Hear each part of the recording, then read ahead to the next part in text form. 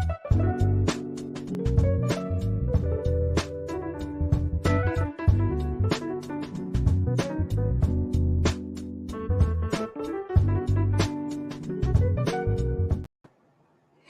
Alan McFarlane. Welcome to The Conversation with Alan McFarlane. I'm glad to be here and glad to have you along.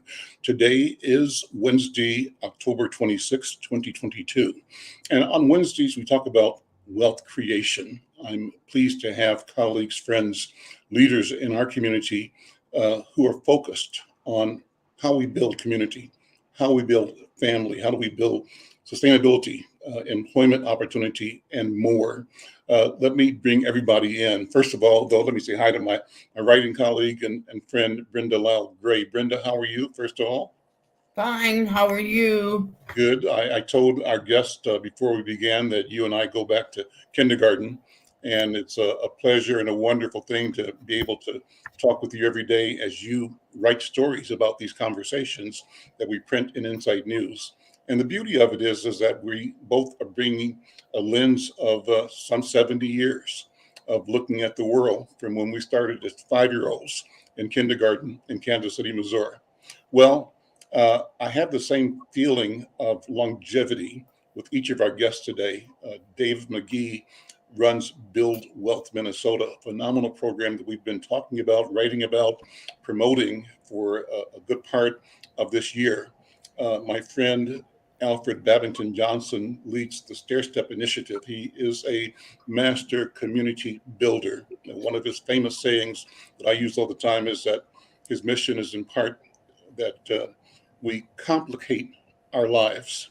We get close together and figure out how to live and navigate by being intentional in complicating our relationships.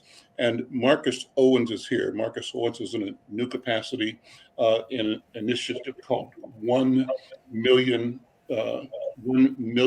careers for African Americans in the next 10 years. We'll talk about that. The project is called 110.org. Gentlemen, brothers, good to see you all. Welcome to the conversation. Good to see you, Al. David, start with you. Let's, first of all, let's do Build Wealth 101. You've got an event coming up you want to promote and get people connected to, but let's start at the beginning. Build Wealth 101. Wow, Build Wealth 101. Well, we've been helping families build sustainable social and economic wealth here for, 18 years now. And it's been going very well. We put in thousands of families. I mean, the number one way to build wealth really is through home ownership. So we've put thousands of families in home ownership. But lately, as you've been airing for the last several months, we started an initiative in January of this year called 9,000 Equities. We've raised quite a bit of money to try to help address the Black disparity home ownership gap here in the state of Minnesota, which is one of the worst in the nation, as we're one of the richest states in the nation. However, the gaps in employment, gaps in housing, home ownership has been the worst. And we are taking a really aggressive stance on trying to close that gap by 15% through this 9,000 Equities initiative. And we've gotten a lot of support, a lot of traction, a lot of moving parts, and a number of folks have come together to partner in this initiative and effort. So we you were airing earlier this year in June, we did a Black Homebuyer Expo. We are being unapologetically Black with this particular effort. We're doing some lending and some other things that is specifically for Black families. We're opening up resources specifically for Black families. And as we were coming together, about 16 partners so far have been onboarded. And as we have been doing our work, about 80% of the people that we work with are females. Nothing's wrong with that. It's great to see our sisters get in and start building wealth and do well for their families. But 80% of the folks have been females. And so we got around the table and did a powwow around how do we get men involved in this process and getting men to start helping and getting in a position to build legacies for their family. And part of the 9,000 Equities initiative is to get 9,000 families into 9,000 homes to start building 9,000 legacies, because the equity and the leveraging of equity and the power of ownership of land and homes has the ability to build a legacy to create generational wealth. And so we got together and decided that with all the young men and all the violence that's going on, and we're losing young men to gun violence and a number of different things, it is time to take a stance and begin to bring our men together and get them in a position to start building equity and take their minds off some of this other stuff and really start thinking about one day they're going to be grandparents. And we need to get in a position to take back what has been stolen from us over time, where we've been stripped from our land, stripped from different places. Then we've been given back our land and 40 acres and a mule and some other things, and then got it stripped again. And over the last couple of decades, the gap is widening, and less and less of our owning. Go ahead, keep going. Owning land. And so we created an initiative about 3 months ago. We've been working on it, and the goal was to bring together a summit. And we were going to address and create a summit where we were going to take away every opportunity and every excuse from men from getting engaged in this process of owning land, owning homes, accessing higher wages, and all of the disparities that we have. How do we start taking a stance collectively as men? And so this summit that we're going to be having here on this Saturday, October 29th, starting at 9:30, we're going to serve a light breakfast, but from 10 o'clock till about 2:30, we've got a lineup of some community leaders with Mahmoud Al-Kati, several pastors. We're bringing a religious community, the banking community. We're going to be bringing wealth and health community, health and wellness. We're going to be bringing every resource and opportunity, and a lot of the major leaders in the community that have made it's their life's work to help Black men and Black families are all going to be in attendance, speaking and empowering these men to move forward. You got Lewis King. I get to say he's the king of trying to get people credentialed and earning more income and getting, he said the best program is a job. And so he's been really working hard on that. Warren McLean over at Neon has spent most of his, decades helping people and entrepreneurs take their businesses to another level. So we've got Alfred Babington, Reverend Babington, and some others from the religious community are also going to be talking about Black men, their role in the family, the church's role, and trying to get men back in the proper place. And we've got a young man's perspective. So there's a panel with young men who are going to give us an insight on the disconnect between old and young, and how do we get young men thinking about building legacies at their young age now and getting involved in a number of these things. So it's going to be an awesome day. And I understand, Al, you're going to be, you've got a role in this as well. You're going to be doing a call to action. So we're not trying to just have an event to look good. We're trying to literally walk away with movement out of this event. Well, it's an exciting opportunity. Babington, jump in if you would, brother.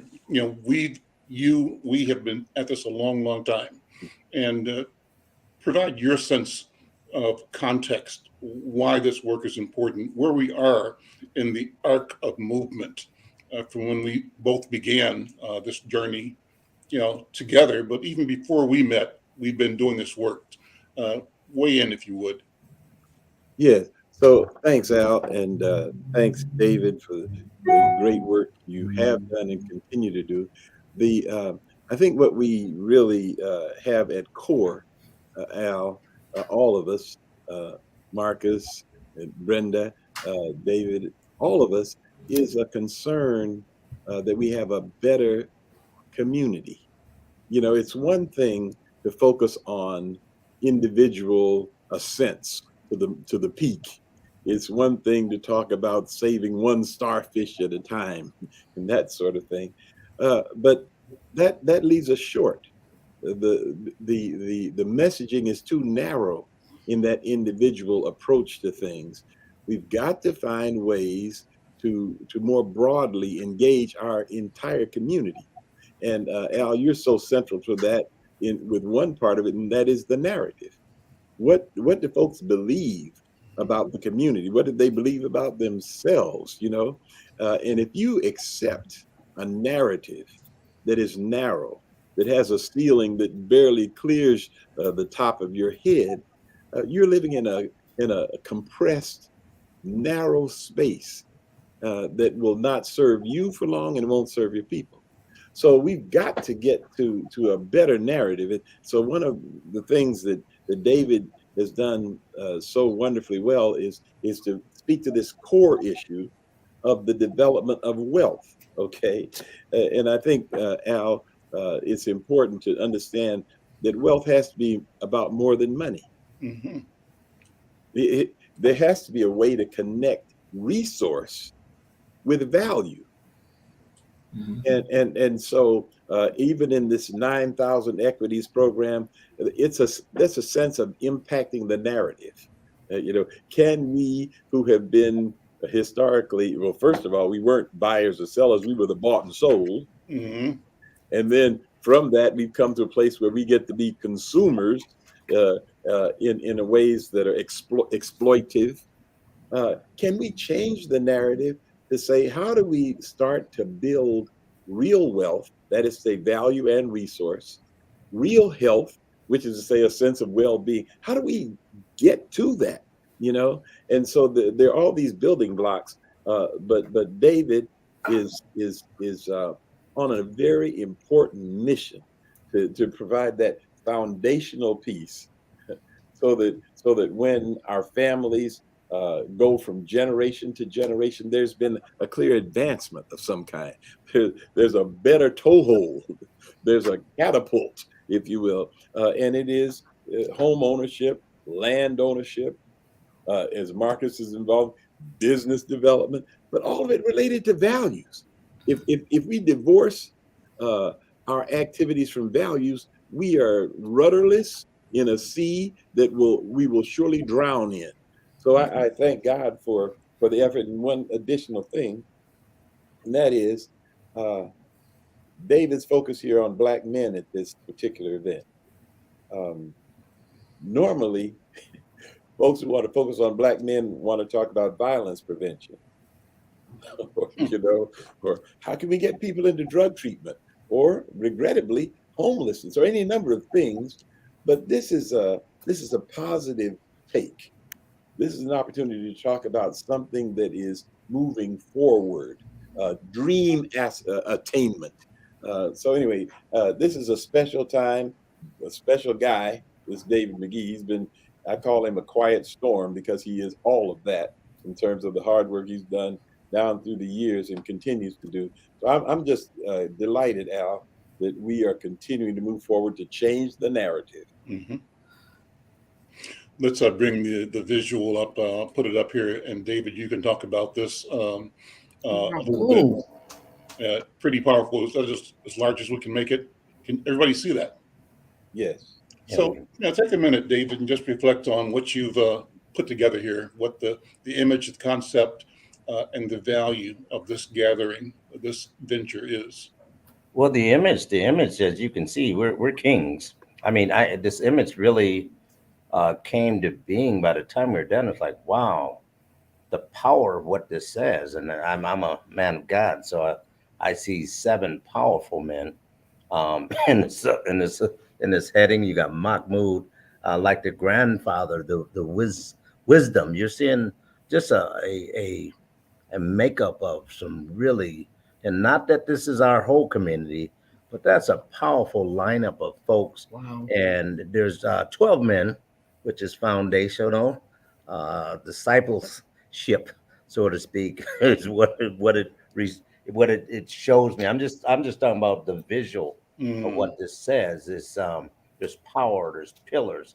it's time to move this to another level. And I just there's a really good lineup. The way it's structured, there will, as I said earlier, it's put in a place where this isn't just to have a sweet tooth or candy. There's substance to every one of the speakers and every one of the subjects that we're going to be covering. And there'll be a room, as we said, we're going to take away all the excuses. There'll be no excuse for any Black man, young or old, to attend this event and not leave there with instruction, direction, and resources to move uh, their lives and their family's life to the next level.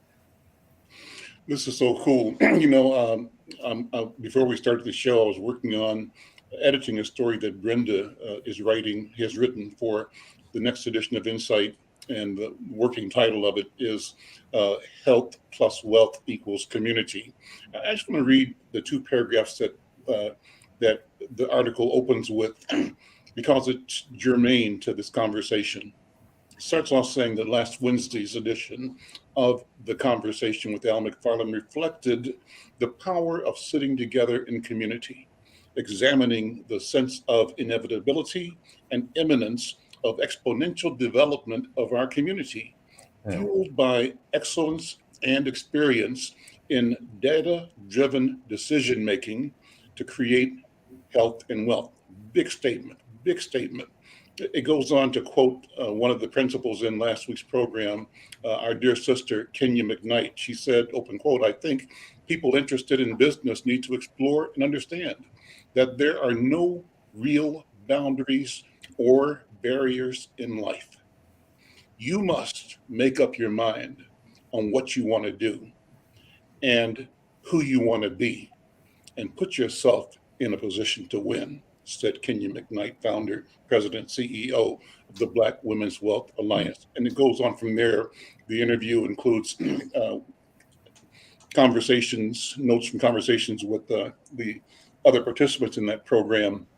Dr. Cunningham, who's the Assistant Commissioner of Health, state of Minnesota, MDH, and also our friend Dorothy Bridges, a banker, and a neighbor of you guys there at the Regional Acceleration Center. She's going to be running META. So talk about that, Babington, about our community making up our mind. It's number one. But also talk about what I project here is a sense of both inevitability and a sense of imminence. I think the change we're talking about is imminent. It's near. This is not far away. It doesn't mean the work that we have to do doesn't last a long, long time, but the unfolding of this is at hand right now. And I think sensibility and balance tell us that we're in for a work plan that might last, 10, 12 lifetimes? Generations and generations. But we start right now with what we're doing now and with the discovery of the capacity to create and act out new narratives that support our vision, our version, and our capacity to win. Babington, what do you think? Well, I mean, I think you nailed it, Al, with when you said vision. If you don't have a sense of aspiration, if you don't have a sense of a place you want to go, you're standing still or falling backwards, And regrettably, I think too many of our community have been delivered a vision that says, I'm going to die shortly, or or I can't do anything. My mama didn't, my daddy didn't. I mean, we're inundated with these negative messages, and so the vision becomes constricted if it exists at all. So, but there are these bright shining lights that are occurring increasingly in our community. They don't. Thank God for Insight News and for the spokesman and for those. Thanks for the coverage. I think back to when Marcus has not yet found his way onto the planet. but David McGee was probably a middle-aged man at the time. I'm sorry. Marcus, that puts you in a bad place. Was there a date on your landing? Reverend Babington, I'm shamed. But the point is, you remember Ebony magazine. You remember Jet magazine and Sepia. Anybody remember Sepia? Mm-hmm. You know, David, you don't act like you didn't remember Sepia. Stop it. Okay. Marcus is the only one that has an opportunity to beg out. Did you, Marcus? I was around for all of those. Oh, were you? Okay. Don't let the smooth face fool you. But the point is, they were lifting up these positive stories and lifestyles and impacts and whatnot, you know, and somehow or another, you know, it's almost in a way like the Civil War and Reconstruction, and then the aftermath, all this, you know, or even Obama being elected president, and then the aftermath. You know, it seems like you get these surges, and then there's these pieces in between that threaten everything that's been achieved. But I see, as you have said, Al, that there's progress being made right now. You know, in various places. You know, we can look. Oh, that's a nice achievement, Kenya. Oh, wow, Marcus, good job. You know, David, you're moving. Whatever. We're seeing these breakthrough that we have to connect. That we have to connect, so we get a wave and a surge. You know. So I think you're right, Al. There's a huge challenge an extraordinary opportunity in this season. Let's bring Marcus in. Marcus, brother, good to see you. And I'll say that in many respects, you and your generation represent the dream that people like Babington and David and I have worked for and continue to work for. We stand on shoulders of people that were committed and capable and that delivered. They delivered the opportunity that we are building out and expanding. And I see our role, Marcus, is creating space for the Marcus Owens of the world. Extremely gifted, talented, confident, committed, aware to undertake this work of change in our community and change in humanity. It's a big job, but I think it's a job that you and your colleagues and our people are equal to. Welcome to the program. Just jump in wherever you want to, and in the process, talk about your vision, your mission with your new project, 110.org. Yeah, thanks for having me on the show with you, Al. Good to see you, David, and Reverend, and Brenda. Good to meet you as well. I mean, you know, all the conversation that's going on is right on time for this. So over the last few months, I've just had an opportunity to kind of sit back after I've had a good run with the African American Leadership Forum and with Neon over the last 8 to 10 years here, and just wanted to figure out how do I give back and continue to give back. You know, my mission in life is to add value to my community. You know, growing up here in Minneapolis on the north side, community gave to me, whether we were up at North Commons Park or the YMCA. It's just like everybody at different intervals and generations were always giving into the community and thinking about it as a collective, right? And I've had the privilege and opportunity to be connected to all these wonderful leaders for some time now. And really my mission now is just to keep adding value and keep finding ways to bring light in what Reverend Babington was talking about earlier around the narrative that we want, that vision that we want in the community. How do we gather that and then put a light on that, right? And so one of the big efforts that I'm bringing into the community right now is an effort called 110. 110 has a mission to lead a coalition of employers, workforce developers, community partners, and Black talent to ultimately hire, promote, and advance 1 million Black talent without four-year degrees into family-sustaining jobs in the next 10 years, right? And this is a nationwide effort. Minneapolis, St. Paul gets to be one of the markets, 13 markets that have kicked this off over the last 2 years. And, through this mission, we know that hiring based on skills is 5 times more predictive of future performance than hiring for education, right? and 2.5 times more predictive of success than hiring for work experience alone. So ultimately, that's smart business, plain and simple. So this effort really isn't about just simply matching people without 4-year degrees to jobs they're skilled for. It's really about focusing on great jobs that pay a living wage that can support the entire family. Jobs at these sought after companies that enable people to pay not just their bills, but also save money to buy a home and work with Mr. McGee, and then also invest in their children's education, right? And so, I came on the last 5 months and I get to act as the community development lead. So I get to work in this kind of position where I'm connecting the employers that we have locally here that have signed up to be the lead target Cargill Medtronic. And then I get to work with organizations such as PPL and Hired and Avivo, St. Paul College and others that are workforce developers. And I'm looking to add more to that portfolio of talent developers that 110's calling it, and then community partners that can really connect our talent to these opportunities and help usher them through the process of exploration and development. But then once they get into those organizations, ensuring that they're successful there and not left alone, right? And so this is over 10 years and we're really just hitting the ground running right now. As of today, 110 has enlisted more than 70 companies, 100 talent developers that have hired and promoted more than 44,000 Black talent without a 4-year degree into these family sustaining wages.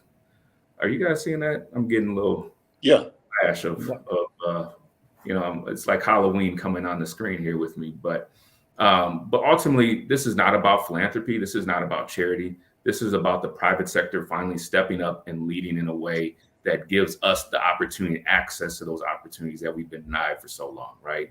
And so we want measurable outcomes with immeasurable possibilities for generations to come, right?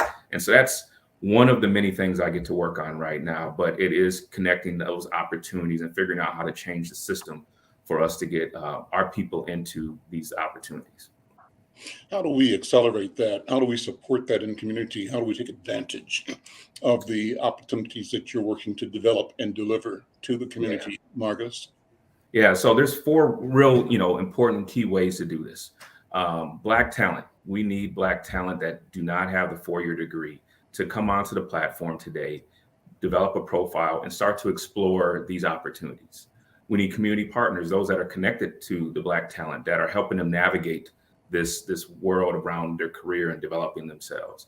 We need those talent developers that are providing training, certifications, and other things that develop the skills of that talent. And ultimately, we need employers. We need more employers to come on and think about and rethinking the way that they hire. For too long, we've used this filter of the 4-year degree to create real meaningful opportunities. And ultimately, as employers start to look at these their opportunities within their organization, what they're learning is that 4-year degree isn't, about success. It's really about thinking about that person with skills and taking a skills first approach to hiring the talent. So we need more employers to step up. Today, we have 150 jobs right here in the market with employers such as Delta and Cargill, Medtronic, Farmers, as well as Chase and a few other employers. So coming onto the platform, you get to see these opportunities, you get to develop a profile, but then you start to get connected in. And we develop other opportunities throughout the year where you can actually plug in with these employers. We did a showcase back in September with Cargill, and it was really an opportunity for Cargill to present themselves to our community. Oftentimes you go to a job fair and you got to have your resume. Well, when's the opportunity for these companies to come with their resume and share with our community about who they are and how they're actually doing the work internally to ensure there's an inclusive place for Black talent to come in and be successful? Awesome. That's wonderful. Babington and David, jump in if you would. I'm interested in how we work together to encourage movement in our community and for our community, and also promote the idea, the awareness, the understanding that the core value that we're bringing to market is our own work, our own capability, our own, as I said, vision and version, and that we bring and are and represent tremendous value. But we need to see ourselves as that value and see our role as creating and expanding value for ourselves and for the marketplace. David, what do you think? Yeah, right now I'm just saying. I was speaking to one of the leaders that is going to be speaking at this event, and one of the unfortunate things is that we don't collaborate when we have great ideas. A lot of times we're in silo. I'm listening to this 110. That's all we do is work with families in a real comprehensive way. And wow, 110 should be on the menu come Saturday. I hope you find a way to get there or get us information there. You're literally, Marcus, you're finding a way to completely take away the excuse of not having, viable employment to start building a legacy for families. I really believe that a lot of us have gifts. I know all of us have gifts and talents that need to make room for us. But as Babington was mentioning earlier, we've been conditioned to not have hope and to even go after anything like this. There's folks that would love to work for a lot of the corporations you're speaking of, and not having the credentials, but having the skill sets. I've got men that I'm working with and been working 17 years in the same job, still making $17, $18 an hour. There's something wrong with that, that formula to work, nearly 20 years or 2 decades of my life and don't even have $1 per decade. And that's not livable. That's extreme poverty for a family of 3 or 4. And we have so many folks that are, we've been conditioned to feel that that's okay because they got a job. I'm bringing home food, the lights are on, and we have shelter. But we're operating in poverty. And we've been conditioned to stay in poverty. We're talking about building wealth, and that's a difficult starting point when we've got folks that are conditioned to live in poverty, and we're talking about generational wealth. So there's a huge disconnect, and there's a lot of unlearning that goes on, and a lot of conditioning. And it's going to take all of us working together. I think this summit is a really good starting point, but we need to really make some links. I didn't. You just told me about this the other day, Marcus. It's like, wow, this is something that's so valuable to our community. It just seems like everybody should be knocking down your door at this point. I don't even know how you even have capacity to talk about it because you're so busy with people that are in line needing this information. That's a game changer. These are game changers that we're doing, as Babington spoke a little earlier, but they're in silo. What we're doing is a game changer. What Lewis King does from time to time is a game changer. Here's a whole list on what Warren McLean is doing is a game changer. But how do we link all these things together to bring power in this season to really, as we've been doing, just being unapologetic about how we're doing it, who we're doing it for, and trying to make when we look back 10 years from now, we can see the change. We can see the change. Definitely, go ahead. Yes. So, David, you're messing with me. I've got a question or two, but then something I want to offer. So Marcus, the issue of the threshold, heretofore, the whole idea you need a 4-year degree, whatever. What is the threshold that people need to realistically be thinking about to be able to engage as a candidate in your enterprise? I think really what it comes down to is how you tell your skill story. Like all of us have developed skills, as young people, whether it was in high school or, we were taking care of family, we're taking care of, ourselves, we're working, we're getting these experiences. But what is the skill story that actually comes and it pairs up with that experience that you had? It isn't that, oh yeah, I worked as a customer service rep, before, or I worked at, Chipotle or something like that. It's like, you have a skill. You can organize. You can talk to people. You can lead others. Like these are all skills that are necessary to actually function in these jobs, right? So does the organization kind of like the people who help you build a resume, do you actually engage folk and help them create that story? Yeah, so with the partners that the coalition, so 110 is a coalition-based organization, right? And so they're looking for those that do the talent development. So Summit, PPL, all these folks that are doing workforce development, they're helping folks with interview prepping, with resumes, with all the things that you need to like get yourself prepared for that application and interview, right? It's like, okay, how do we get them to talk with the employers so that the employers can say, well, this is the skills that we're actually needing for this role. So as you're talking with your people, how do we make better matches versus this, very abstract, like, well, I think you should have these things on your resume. Go ahead and apply. Good luck, right? But when we start to forge these relationships and these connections, and you actually have someone in the talent acquisition department at Cargill, and you can say, what are you looking for in this job? And then you can go and work with that talented individual and say, okay, let's talk about your skills in organizing. Let's talk about your skills in communication. Let's talk about your skills in leading people, because that's going to translate to that opportunity, right? But what we're learning, though, is that employers for the long time have put these unrealistic requirements and also weren't actually aligned to the job itself. And so you would actually think, oh, if I'm going for a customer service job, I know how to talk to people. I know how to organize my time. I should be perfect for that role. And all along, they've been saying, well, no, you need a 4-year degree in mass communications and all these other things, right? So it's like, get the employers to talk and think differently, but then also then give that information to those that are developing the talent so that they can work with talent. So really the threshold, to your point, an adult, 18 years old, do you have to have any college experience? Absolutely not. Do you need to start to think about your skill story because you have something that you have to offer? Yes. And like, how do you work with those workforce developers to start to tell that story in a real way? Al? Go ahead, please. Okay. So,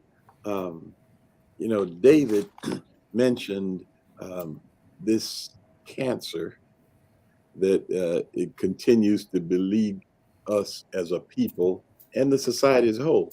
And it's that whole individualism thing, And so in terms of different kinds of social adventures, it ends up being silos. I mean, it's a cancer. And somehow we've got to break into some intentional activity of connectivity.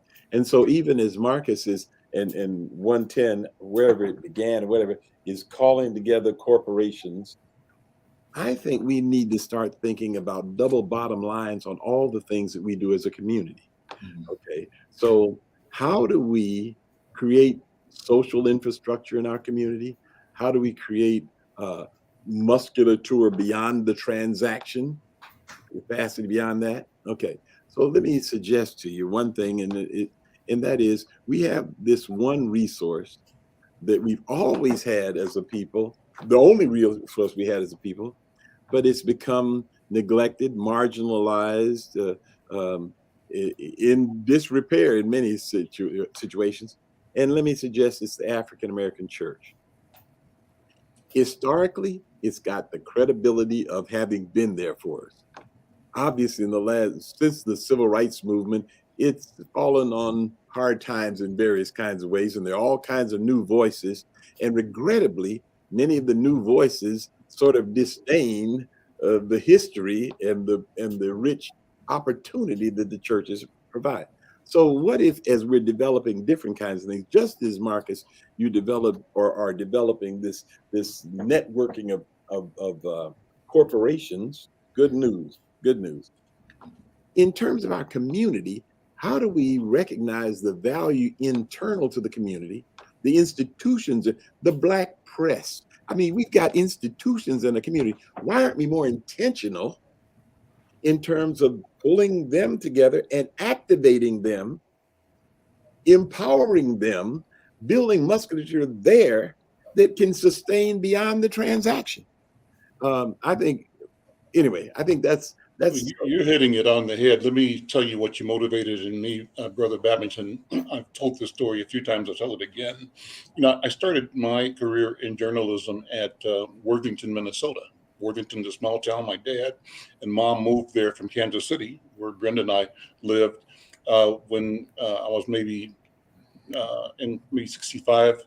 But I came back there after my military service to go to a community college, and from there to the University of Minnesota Journalism School. But while I was there, I worked for this daily community newspaper, the Worthington Daily Globe. The Globe served a community of 10,000 people in Worthington and Nobles County.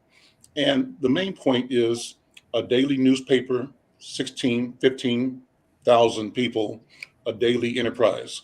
And it was extremely successful, extremely profitable. So I come to Minneapolis and St. Paul. I work for the Pioneer Press.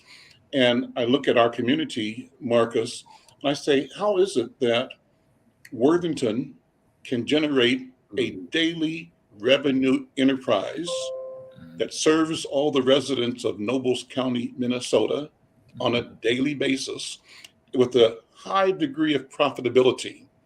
And we don't have a daily expression among the, at that time, 40,000 Black people here in Minneapolis, St. Paul. Now we have almost 300,000 Black people in the Twin Cities.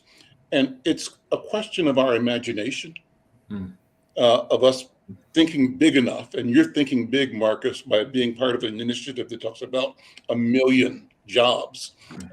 David, you're thinking big when you talk about 9,000 equities. The work you're talking about, Babington, and activating, mobilizing, growing, nurturing the existing capacity that we have in the Black church, the foundational wealth that exists there, and the systems that exist there. So my point is, this conversation is important and rich because we should be making ourselves think about innovation and doing things that can be done and should be done. We simply have to say it and do it, recognizing that there are no barriers, as Kenya McKnight said. And I brought up, as I heard us speak, another part of that interview. Kenya said, I'm quoting, "It's a responsibility we have to do in the memory of those who laid down their lives." They taught us that none of us can do everything, but all of us can do anything. How about anything? Or anything, that's right. And she says one of those some things is keeping our work alive without undermining each other. David, that's what you said. Yeah. That was it. How do we focus on the process, the protocol of coming out of the silos, keeping our work, our vision alive in a way that does not require us to sabotage or undermine our neighbor, our friend, our brother, our sister, our community? What do you think, David? Yeah, wow, you're right in hitting the nail on the head.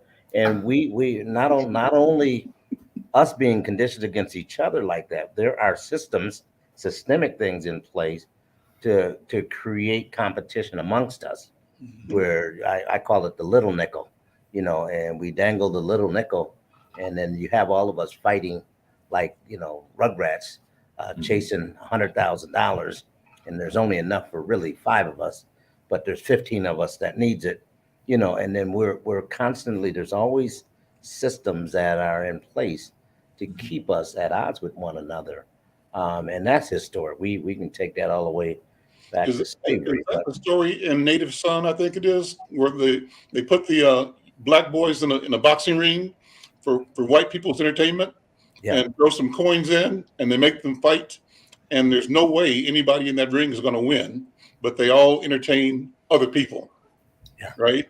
But that's kind of the principle. Marcus, you're shaking your head. You jump in here. What are you thinking? I know David's right on. I mean, there's always been this this sense of urgency, but anxiety of I have to go after what's available, and so the conditioning of us to particularly in the community development space, we have to think get scrappy and think about things in what can I do today? What can I do maybe tomorrow? And it leaves us, without the opportunity to think big, think what's the possibilities, what's the vision that we have for community, right? And so it's just this perpetual cycle that leaves us in these silos, right?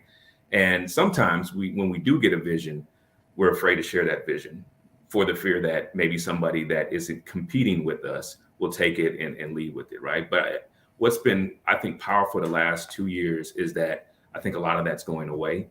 And the folks that have been down on the ground doing the work for such a long time are realizing both, it was a long realization and it's a current realization that there is some real possibility right now. We have to level up. I think, Babington, you were talking about it earlier. Like there's some real, wind that we can start to put ourselves under, knowing that the time does shrink in terms of us being able to level up, right?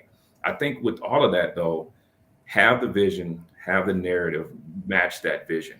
And then we need to then start to focus on what is the process that we work together on, right? And so it isn't just the ideas that come to light, but it's the how do we do it together that comes to light. What's the infrastructure look like to connect 9,000 equities in 110? What's the infrastructure to look like to put the Black churches together with Black-led organizations? What's the infrastructure and the connections that need to be formed and made? And then start to make those things so that those visions that we all have in the work that we're doing actually gets elevated up because it comes with the power of us all. That's good. And the key word in all of this is intentionality. Yeah. I mean, we've got to decide this is what we're going to do. Yeah.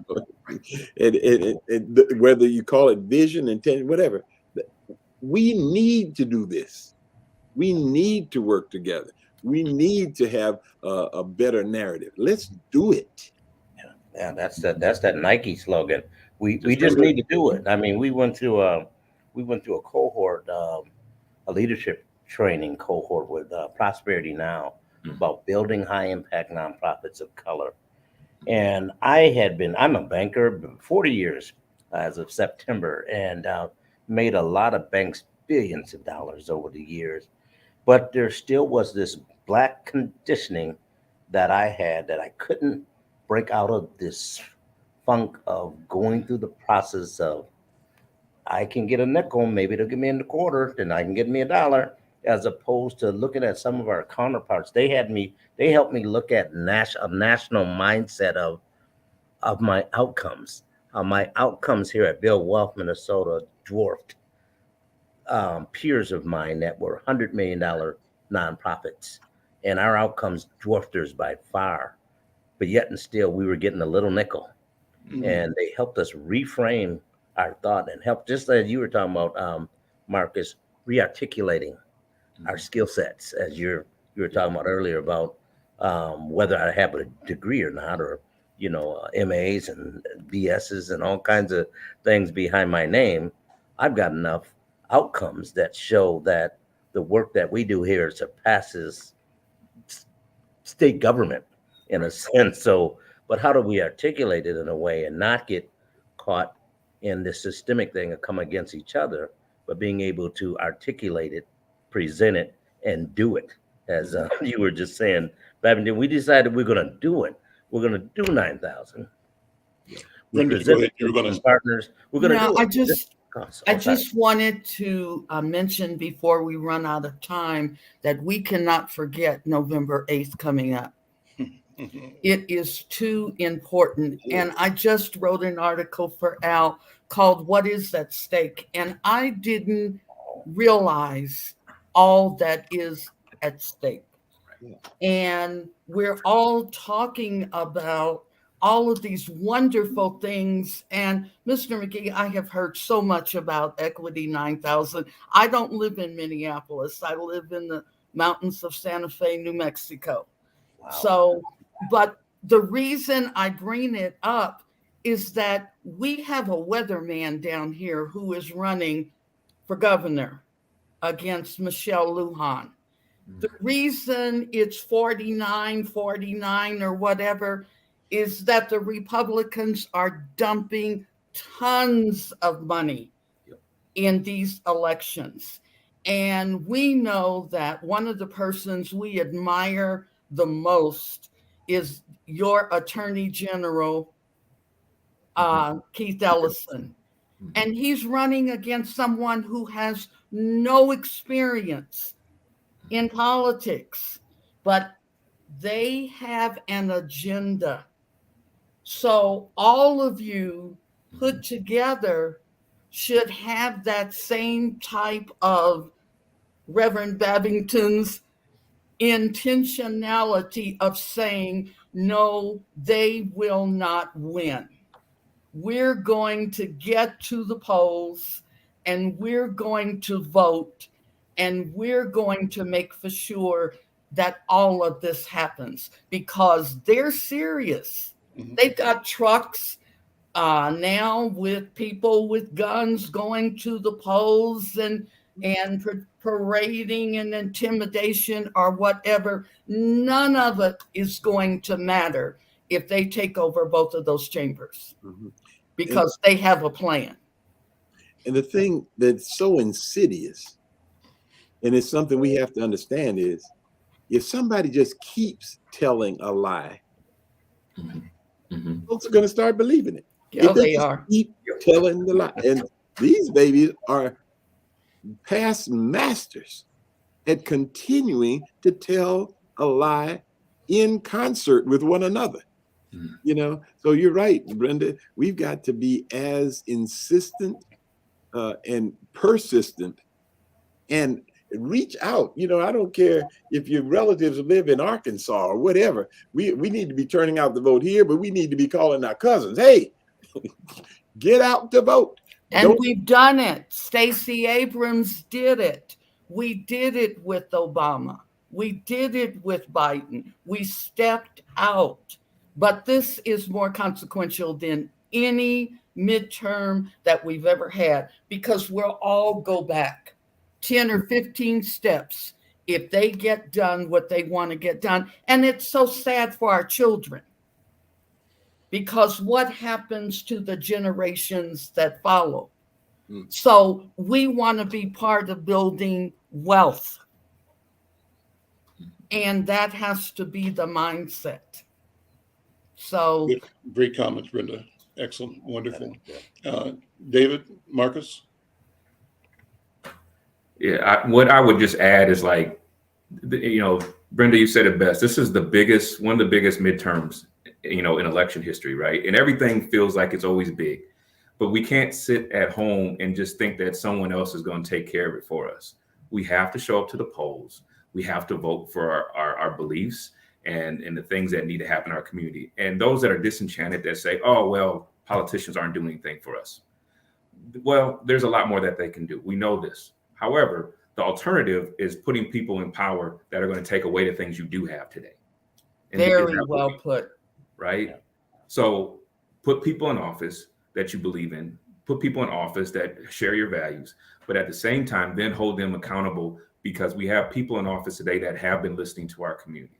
They come to our aid, they come to with their ears, and then they're also trying to find new ways to support what we do in the community. And I've been in the fortunate position to be civically engaged and be connected to the administrations at all different levels.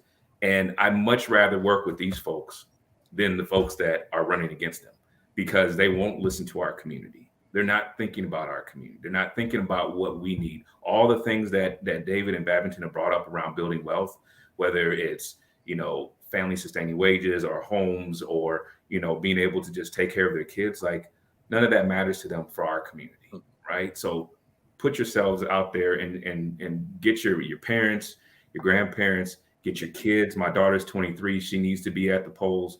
So whatever we have to do, we have to show up and show out. And voting early is not a bad move because you don't know what might happen tomorrow. That's true. Yeah. Critical. It's critical we do vote. We've got to get to a place, and in addition to, we've got to get ourselves to start changing our conditioning as well. So we're Biden proof, Trump proof. You know, no matter who's in office, we need to vote and get some folks in office. But we've got to get ourselves ahead of the game somehow. I want to thank all of you, David and Babington and Marcus, because each in your leadership capacity have engaged my business, Insight News, to generate the story, the message, narratives that free our people. And I think that what you've done demonstrates what we can do and should be doing. We simply need to, in this area as well, ramp it up, take it in an exponential fashion so that the narrative we're talking about is a narrative that is massive and expansive. We're competing against an ideation system, and the competition is a certain ignorance that that disserves all humanity, but at our particular expense, because it pushes us and assigns us and reinforces our being at the margin and our being inconsequential. And if we depend on, rely on decisions from that quarter to guide and direct our life, shame on us. Shame on us. Shame on us. So we have to decide that we are the authors of a future, and that future includes everybody on the planet. But we have that responsibility, that calling, that work is at our doorstep right now. And we have to decide that we are capable, worthy, and willing to do the work. And it's work that lasts, as I said, generations. It's not just this week and next week or the next 5 years. It's my children and their children and their children. It's change that is systemic, that allows to reemerge the best traits we can develop as human beings. So that's what I have to say. I wanted to take the last minute, David McGee, to ask you again to invite people to this Saturday's event. And then Babington, you and I are working on some marvelous work as well around the Highway 252 I-94 project. Take a minute, if you would, just sharing an important town hall that we're doing in the next few days, and a couple of them, as a matter of fact. So short time, but let's put it out there because that's what's important right now. First of all, Brother David, did we lose David? No, I'm still here. Okay, go ahead. I'm just reminding us, and I hope you can pull up. Yeah, there we go. We want to invite everyone, every man, every Black man in the state of Minnesota and beyond to attend this Saturday Black Men's Legacy Summit. We're bringing up a lineup of a number of people to really talk about a lot of the discussion we had here today. We want to take away every excuse. The time is now to set the stage for us to begin to move move the mark and move the dial of building legacies and generational wealth for our families. Men leading the charge. This Saturday, October 29th, 9:30. It starts with breakfast. We'll be going till about 2:30, and we're looking for an awesome turnout. Hope to see you there. Great. Babington? I perhaps should have asked David this offline, but I sure hope there's some grits. Okay, so let me say this. Leave it up to Reverend Babington. So, as Al mentioned, it's important that we as a community start to become more strategic about issues that concern us.